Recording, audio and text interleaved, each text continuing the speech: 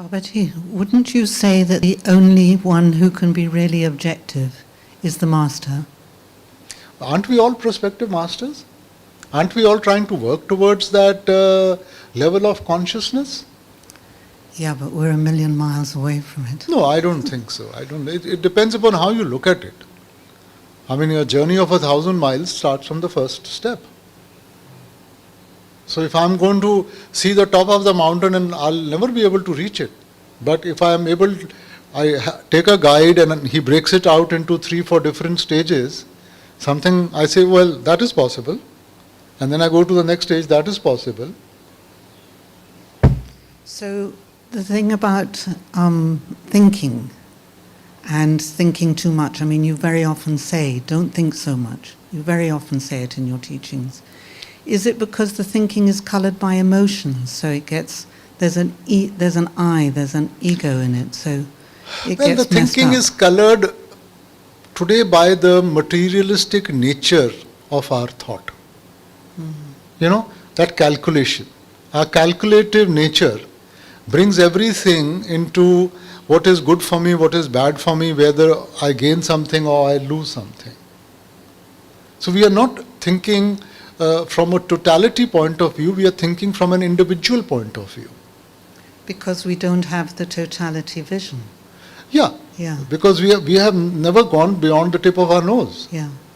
Our tendency is just to look at, you know, I mean, if you look at it a few generations back, there were larger families, there was a lot of sharing and caring, but now we've reduced ourselves to what about what I want?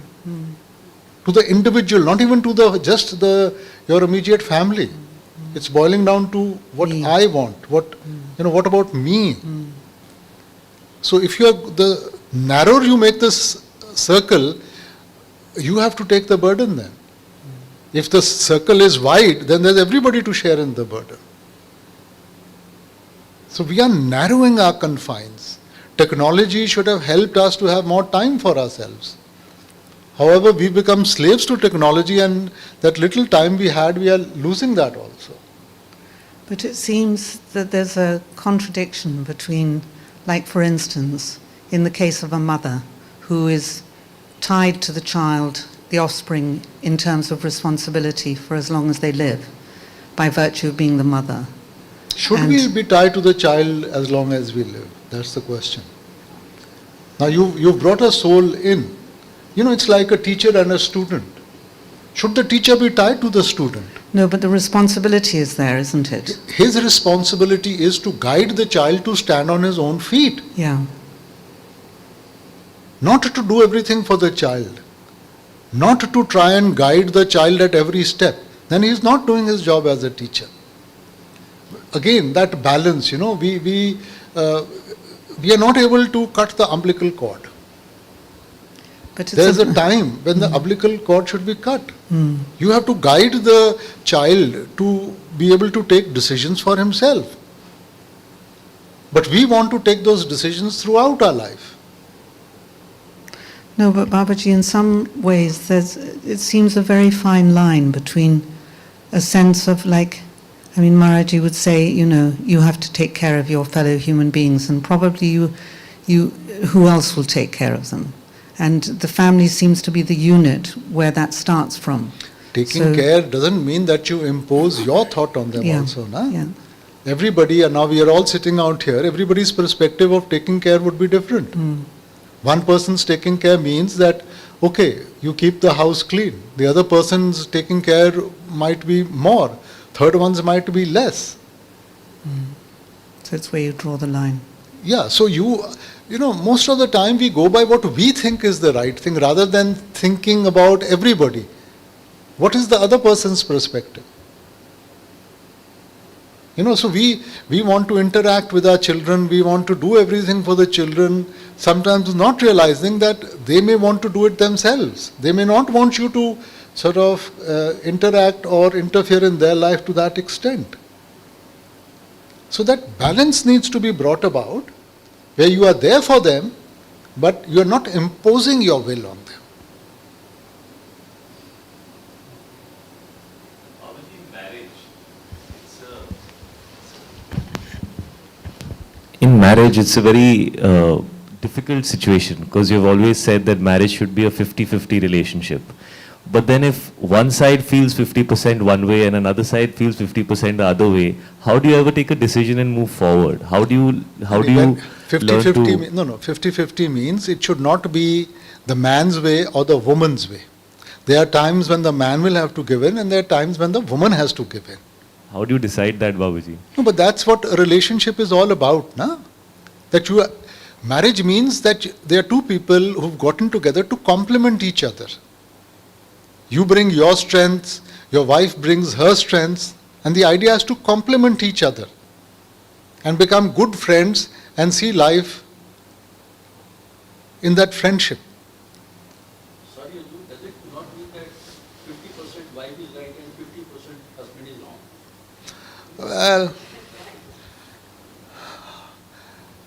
you see, nobody is right and nobody is wrong. It's a way of looking at things. Everything is right and everything is wrong.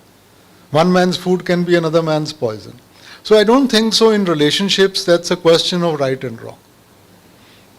You know, there are times when you might be wrong and wife might be, you might be right and she might be wrong, but you give in for the sake of harmony in the house.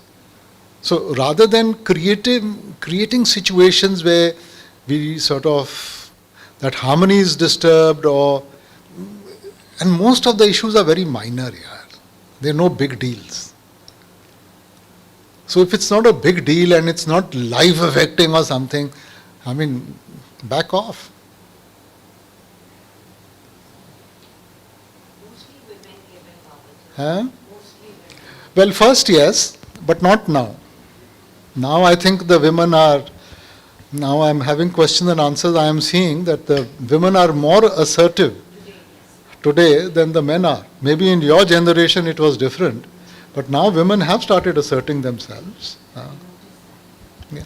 But again, then now we are going from, one extreme, we are going to the other extreme. Just because the woman was subdued for so long doesn't mean that now for so many years the man should be subdued. Both should learn to bring about a certain balance. That balance is productive, that balance makes life positive. Babaji, how do we learn to accept the Master's will? Because there are times when it's easy and then there are times where it's very tough.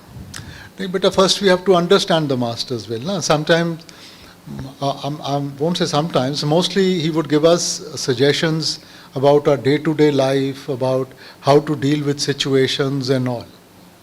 Whereas his actual suggestion would be on the spiritual plane only. So in the spiritual plane, like I said, there are very little do's and don'ts we should follow. But where our daily life is concerned, he's giving you suggestions. Now you can accept those suggestions, you may not accept those suggestions. You have to see what suits you.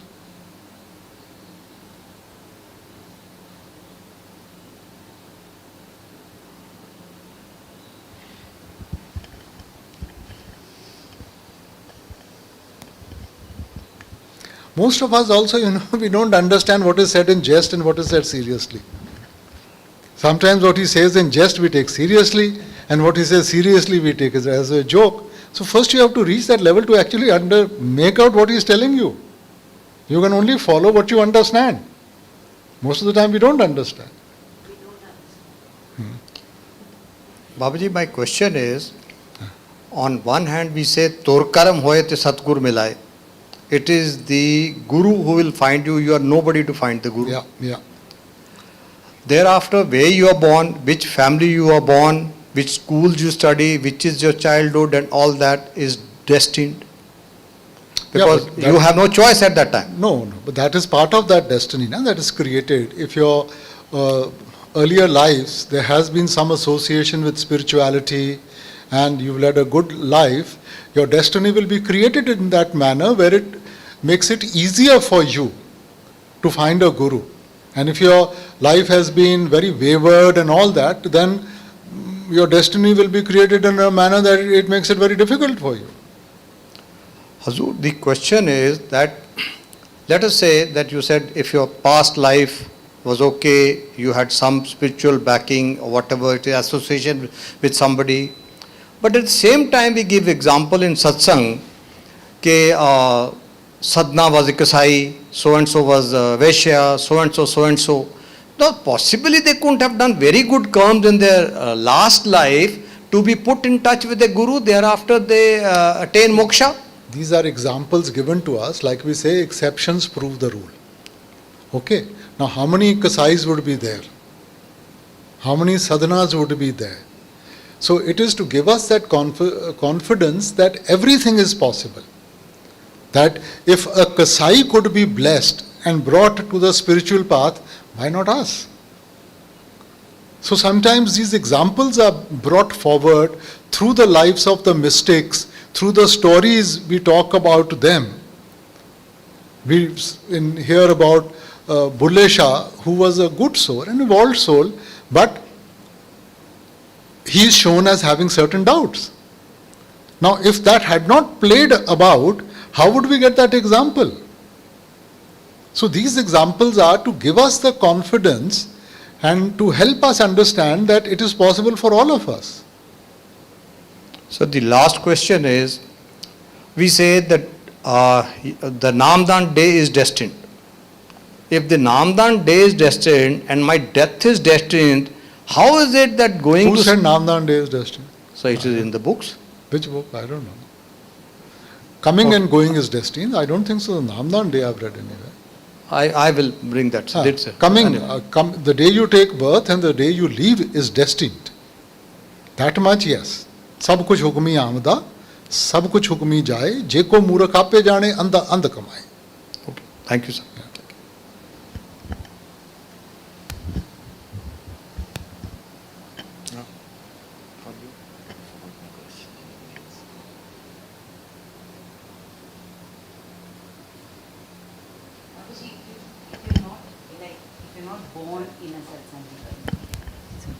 If you're not born in a satsangi family, then whenever you are supposed to meet the master is also destined in your See, better, like I said, na, destiny puts you into a situation. Then it's the choices you make. I mean, Bade Maharaji, he travelled so widely, Sardar Bahadur, Hazur, they all travelled very widely. But everybody who came into contact with them never sort of took them on as the master. So it depends upon your receptivity. Okay? Some of us are receptive to that. Some of us become receptive later on. We could have interacted with the master for years, not be receptive, and then suddenly one day you feel that I have been missing something all my life. So it depends upon the receptivity of that person. So the type of life we are leading, destiny has put us into a situation, we've created a certain environment which may not be conducive for that receptivity. So we don't even think about it. And sometimes just in a day, a satsang, a word, everything changes. But is that your destiny? I mean, is it a destiny of the soul that it changes like that on a given day? Or? Destiny will put you into the situation, then you have to make the choice. Okay. Then it depends upon the choices you make. Okay. We have to work towards where we try not to make choices but stay in His will. But today all of us are making choices. That situation where we will stop making choices is when we go beyond the physical realm into the spiritual, where the soul accepts everything as His will. Good, bad, there's nothing. Je Raj karaye ta teri upama, je peek mangaye ta kya kat jaye. You know, dukh, sukh, dono samkar jaan aur maan apamana. Happiness or sorrow, somebody is praising you, somebody is criticizing you, it doesn't make a difference. Then you have gone beyond the choice making, then it's his responsibility. But today it is affecting us. Everything that happens in his life, and we think that we are choosing, that's why we exercise that right to choose. And as long as you are exercising the right to choose, then you are bound by the consequences of that. How can we learn not to want to choose? I mean, how? Go beyond the physical, enter the spiritual realm, where everything is acceptable.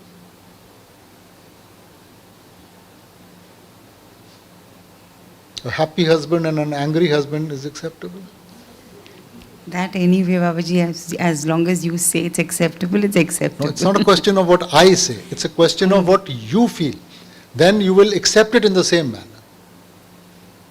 You see, not just the dictates of the master. He's not at every step going to tell us, accept this, or this is good for you, or this is not good for you. We have to reach that level of maturity where we understand that no, whatever happens is good for me. That's only through Bhajan Simran, Babaji. Hmm? That's only through Bhajan Simran. Well, that's what our experience is. If you think there's something better other way, you tell us.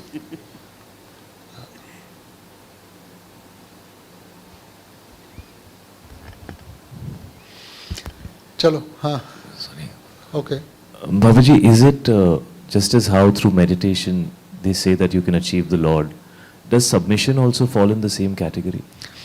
Bade Maharaj used to say there are two ways.